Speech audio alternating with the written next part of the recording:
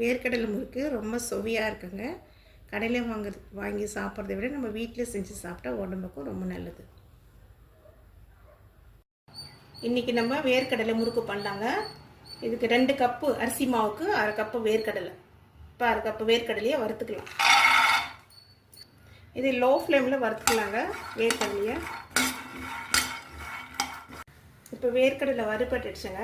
தோல் உறிஞ்சிடுச்சு. தோல் உறிஞ்சாதான் வேர்க்கடலை வறுபட்டுடுச்சுன்றது அர்த்தம். எல்லாருக்கும் தெரியும், தெரியாதவங்களுக்கு சொல்கிறேன். இந்த வேர்க்கடலை தட்டுக்கு மாற்றி ஆற வச்சு தோல் எல்லாம் க்ளீன் பண்ணிக்கலாங்க. மிக்சியில் சேர்த்துட்டு நைஸாக அரைச்சிக்கலாங்க. முதல்ல இது போல் பவுட்ரு போல் அரைச்சிட்டு அதுக்கப்புறமா கொஞ்சமாக தண்ணி சேர்த்து பேஸ்ட்டாக அரைச்சிக்கலாம்.